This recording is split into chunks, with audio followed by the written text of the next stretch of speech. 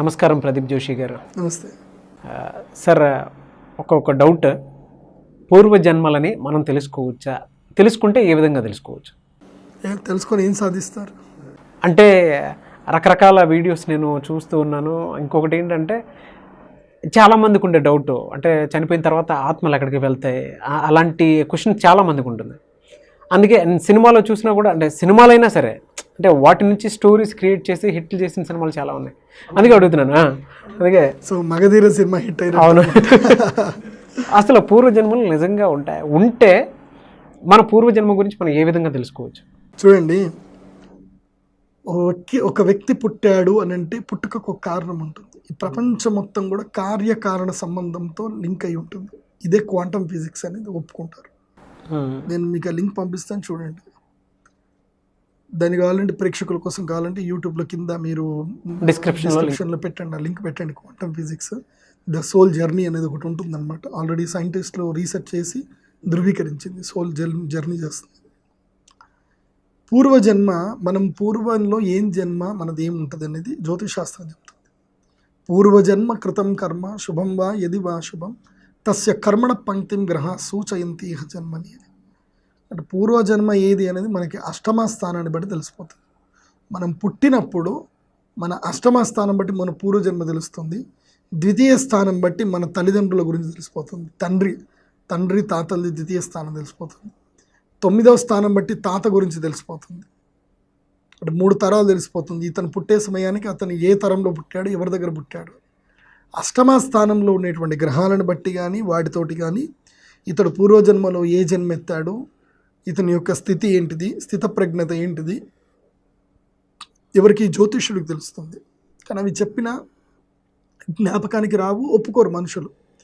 కానీ ఒక మనిషి తనకు తానుగా తన పూర్వజన్మని తెలుసుకోవాలి అనుకుని ప్రయత్నం చేయాలనుకుంటే కనుక పెద్దగా సమయం పట్టదు. ఒక 1 ఇయర్ అంతే. 1 ఇయర్ టైము. ఎలా పుట్టాడు, అప్పుడు ఎలా ఉన్నాడు అనేది తెలుసుకోవచ్చు మనం. ఎలా 1 ఇయర్ మొత్తం వదిలేయాలి. 1 ఇయర్ మొత్తం వదిలేసి యోగ విధిలో వెళ్ళిపోవాలి. యోగ విధిలో వెళితే కనుక తన పూర్వజన్మను తెలుసుకోవచ్చు. కానీ ఇది తెలుసుకునే ముందు ఏంటంటే it's kind of self suicide అనమాట. ఈ 1 ఇయర్ అది తెలుసుకున్న తర్వాత వాళ్ళు బతకరిక చనిపోతారు. They don't want to leave. ఇక వాళ్ళకి బతకాలని వాళ్ళకి ఇంట్రెస్ట్ ఉండదు. వాళ్ళు చనిపోతారు, ఇంకా బతకరు. అందుకోసం పూర్వజన్మ తెలుసుకునే ప్రయత్నం చేయకూడదు. తెలుసుకుంటే ఇంకా వాళ్ళకి తొందరగా మరణం వచ్చేస్తుంది. విత్ ఇన్ స్పాన్ ఆఫ్ 5 ఇయర్స్లో వాళ్ళు చనిపోతారు. అలాంటి ఒక వ్యక్తి చేశారు. నాకు చాలా ఆత్మీయులు దగ్గరేస్తే ఆ ప్రయత్నం చేశారు. తెలుసుకొని వాళ్ళు ఎక్కడ పుట్టాను ఏం కథ అని వెతుక్కుంటూ వెళ్ళారు. తంజావూరు అక్కడిక్కడ వెళ్ళారు. అవి ఏవి కనబడలేదు. తర్వాత ఆ విరహము, ఆ విలాపము అది భరించలేక అన్నీ తెలుసుకొని చనిపోయారు. ఎందుకోసం అంటే దుఃఖపూరితమైనటువంటి మానవ జన్మ. పూర్వజన్మ ఏంది అని తెలుసుకున్న తర్వాత, ఆ దుఃఖాన్ని తెలుసుకున్న తర్వాత దాన్ని నువ్వు అసలు ఈ జన్మలోనే మనకి గతంలో జరిగిన ఒక 2 ఏళ్ల క్రితం జరిగిన గుర్తు చేసుకుంటే మళ్ళీ మనం కళ్ళకి నీళ్ళు వచ్చేస్తాయి. మనకి ఏదైనా సాడ్ ఇన్సిడెంట్ జరిగి ఉంటే ఇంకా పూర్వజన్మ తెలుసుకుంటే ఇంకేముంటుంది. ఈ జన్మకి ఇంకా ఉండబుద్ధి కాదు. ఇంకా ఇమ్మీడియట్లీ ఈ సోల్ని, శరీరాన్ని వదలాలనిపిస్తుంది అనమాట. పూర్వజన్మ తెలుసుకునే పద్ధతులు కొన్ని ఉన్నాయి. కొన్ని యోగ విధిలో కపిలోపాఖ్యానంలో చెప్పారు పూర్వజన్మని ఎలా తెలుసుకోవాలని చెప్పి. భాగవతంలోనే చెప్పారు. బంధత్రితయ సంధానం, 3 బంధాలని కనుక చేసి ధ్యానం చేసినట్లయితే కనుక పూర్వజన్మకు సంబంధించి మొత్తం సినిమా చూడవచ్చు కంప్లీట్గా. స్మృతి అనేది ఉంటుంది కదా, అనుభూత విషయ సంప్రమోష స్మృతి అని శాస్త్రం చెప్తుంది పతంజలి యోగ సూత్రంలో. నువ్వు ఏదైతే అనుభవించిందో అది నీకు స్మృతి పథంలో ఉంటుంది. చెప్పాను కదా, మహత్వం అనేది ఒకటి ఉంటుంది ఈ శరీరంలో. సూక్ష్మ శరీరాన్ని మహత్వం అని అంటాడు. అది 3 క్యారీ చేస్తుంది. ఇది మనస్సు, బుద్ధి, అహంకారము. దానితో పాటు చిత్తవృత్తులు 5 ఉంటాయి. ఆ 5 చిత్తవృత్తులు స్మృతి అనేది ఒకటి గొప్పది. ఆ స్మృతి అనే చిత్తవృత్తి సూక్ష్మ శరీరంతో క్యారీ అవుతూ ఉంటుంది. ప్రమాణ, విపర్యయ, వికల్ప, నిద్ర, స్మృతయ అనేటువంటివి చిత్తవృత్తులు 5. అండ్ జాగ్రత్త, స్వప్న, సుషుప్తి, నిద్రావస్థలు అనేటివి చిత్త భూములు ఉంటాయి, చిత్త విక్షేపాలు ఉంటాయి. సో అందులోపల చిత్త వృత్తులు. ఇది పతంజలి యోగ సూత్రం చదివితే సరిపోతుంది. అసలు నాకు తెలిసి ఎంతోమంది యోగ గురువుని చూశాను, కానీ పతంజలి యోగ సూత్రాన్ని పర్ఫెక్ట్గా ఎక్స్ప్లెయిన్ చేసిన యోగ గురువు లేరు. ఓకే. నేను ఇప్పుడు వెళ్తున్నాను, అమెరికా వెళ్తున్నాను, అక్కడ చెప్తున్నాను ప్రయత్నం. పతంజలి యోగ సూత్రాలు ఇంగ్లీష్లో ట్రాన్స్లేట్ చేసుకోవడానికి దే వర్ రెడీ అన్నమాట.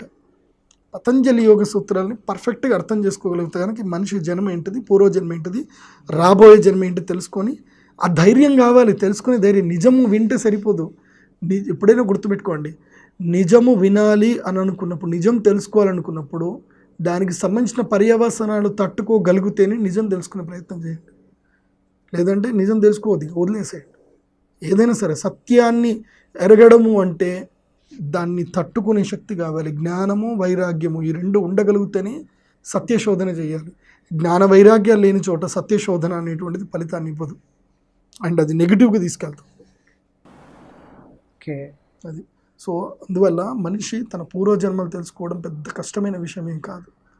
వచ్చే జన్మలో కూడా ఏ విధంగా పుడుతున్నారన్నది కూడా తెలుసుకోవచ్చు. వచ్చే జన్మ ఉందా లేదా, ఎప్పుడు మరణిస్తావు, ఎలా మరణిస్తావు చెప్పేయచ్చు. ఇలా ఇవన్నీ ఏ విధంగా క్లియర్గా స్పష్టంగా జరుగుతాయి సార్? అంటే నిజాన్ని చూడండి, జ్యోతిష్ శాస్త్రం అనేది ఒక అద్భుతమైన జ్యోతిష్ శాస్త్రం. మా తాతగారండి, కాశీ విశ్వనాథ్ గారు మా తాతగారు, ఆయనకు చనిపోయే రోజు తెలిసిపోయింది.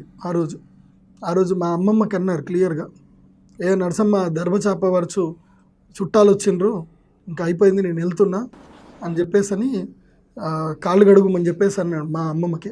ఆయన కాళ్ళు గడిగించుకొని హాయిగా దర్భచాప మనం వండుకొని, కొంచెం ఆగండి సంధ్యావందనం చేస్తున్నా అప్పటిదాకా ఆగండి అని అంటే వాళ్ళు అక్కడ ఆగారు. వాళ్ళు అక్కడ ఆగితే ఆయన మళ్ళీ హాయిగా దర్భం చేపలు పరుచుకొని ఆయన దక్షిణానికి ముఖం చేసి హాయిగా పడుకున్నారు. పడుకున్న తర్వాత ఏమాత్రం ఇది లేకుండా ఆయన ప్రాణం పోయింది. ఇప్పటికీ మెట్పల్లి దామరాజపల్లికి వెళ్ళి ఎవరినైనా అడగండి, కాశీ విశ్వనాథ్ పంతులు అంటే ఎవరైనా చెప్తారు. నోరి భోగేశ్వర శర్మ గారు, ఇంకా చాలా అద్భుతమైనటువంటి మహానుభావులు ఉన్నారు. వాళ్ళకి మరణం వచ్చింది, వాళ్ళకి తెలిసిపోతుంది, వాళ్ళకి యమదూతలు కనిపిస్తారు. అంతెందుకు, మా అన్నయ్య కొడుకే ఉన్నాడండి, వాడు పునర్జన్మ పొందాడు, వాడు యమదూతని చూశాడు, నేను చూశానని కూడా చెప్పాడు. వాడు చచ్చిపోయి బయట మళ్ళీ బతికాడు.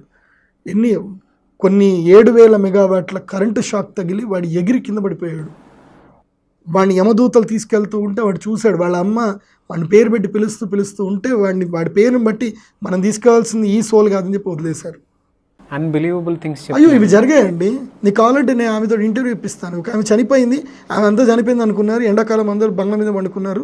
ఆమె చనిపోయింది అనుకున్నారు, ఇంకేంది అయిపోయిందిరా బాబు అనుకున్నారు. ఆమె చీర మార్చారు, అన్నీ వేసేసారు, డాక్టర్లు కూడా వచ్చారు, తీసేసారు, చనిపోయింది అనుకున్నారు. తర్వాత ఆమె టక్కన లేచి కూర్చుంది. ఇప్పటికీ ఆమె బతికే ఉంది. ఆమె ఏమైందంటే నన్ను ఎక్కడికో తీసుకుపోయాను, నేను నిద్రపోయినా, మళ్ళీ ఈమె కాదు ఎందుకు తీసుకొచ్చారు, ఈమె తీసుకుపోయినా అన్నారు. ఇట్లాంటి ఒకటి కాదు చాలా సంఘటనలు ఉన్నాయి మీకు చెప్పడానికి. మా పద్మక్క అని చెప్పేసి అంటాం అనమాట, ఆమె ఇప్పటికీ ఉంది. అయ్యే పద్మక్క నువ్వు మళ్ళీ నువ్వు కొన్ని రోజులు ఆమె ముట్టలేదు, చాలా మంది చేయలేదు. తర్వాత మా నాన్న దగ్గర తీసుకొస్తే ఏం కాదు, అప్పుడప్పుడు మిస్టేక్ జరుగుతూ ఉంటాయి యమదూతలకు కూడా అని చెప్పారు. ఒక స్టోరీ లాగా ఉంది సార్ ఇది. స్టోరీ కాదు, నిజం చెప్పాలంటే మా నాన్నగారు చనిపోయినప్పుడు మా నాన్నగారికి అమావాస్య రోజు హార్ట్ అటాక్ వచ్చింది. ఆయన వినాయక చవితి రోజు చనిపోతారు అనేది ఆ హార్ట్ అటాక్ వచ్చింది దాన్ని బట్టి ప్రశ్న తెలిసింది. ఆయన అప్పటిదాకా మేము ఎట్లా ఆపుకున్నామంటే చుట్టూ నువ్వులు వేసేసి నేను శ్రీమద్ భాగవతం, దేవి భాగవతము, శ్రీమద్ భాగవతం 2 పక్కన పెడితే యమదూతలు రాత్రిపూట వచ్చి నా పీక పట్టుకున్నారు. నాకు కళ వచ్చిందా నిజమో తెలియదు కానీ నేను చిటికని లేచాను. నేను ఎన్ని రోజులు మమ్మల్ని ఆపుతావు ఇంకా అని చెప్పి, they were waiting for the 3 days అని చెప్పి. ఆ తర్వాత నేను ప్రశ్న చేస్తే నాకు తెలిసింది they were waiting for 3 days until మా నాన్నగారిని హాస్పిటల్ తీసుకెళ్లే వరకు మా నాన్నగారికి ప్రాణం పోలేదు. 3 days is suffering to went out from this body. But hospital తీసుకెళ్ళిన తర్వాత ఆయన కరెక్ట్గా చనిపోయే టైంకి నేను పక్కనే ఉన్నాను. నేను హ్యావ్ సీన్ హిస్ సోల్, నా కళ్ళతో చూశాను. ఇవన్నీ మనం చెప్పుకోవడానికి ఉండదు. కళ్ళల్లో నుంచి ప్రాణం పోతుంటే నేను అక్కడనే నారాయణ నమస్మరణ చేస్తూ చూశాను. ఇలా ఒక్కటి కాదండి, చాలా ఉన్నాయి అనుభవాలు. అందుకోసమే పూర్వజన్మ పరజన్మ అనేటివి ఉన్నాయి. పూర్వజన్మను తెలుసుకునే ప్రయత్నం చేయకూడదు, చేస్తే ఇంకా బతకబుద్ధి కాదు అంతే. ఆ సోల్ ఇంకా ఈ జీవితం మీద, ఈ మానవ ప్రపంచం మీద, దీని మీద మాయ తెగిపోతుంది అనమాట. ఇప్పుడు ఎగ్జాంపుల్, ఒక చెట్టు మీద పండు కాస్తూ ఉంది, నువ్వు దాన్ని వెళ్ళి ఒక రాయితో కొట్టు, దానికి ఒక రంధ్రం చెయ్యు, అంటే దానికి ఏదైతే మాయ ఉంటుందో, చుట్టూ కవర్ ఉంటుందో పగలగొట్టు, లోపల పండు అవుతుందా, పాడైపోతుందా? గ్యారంటీగా పాడైపోతుంది.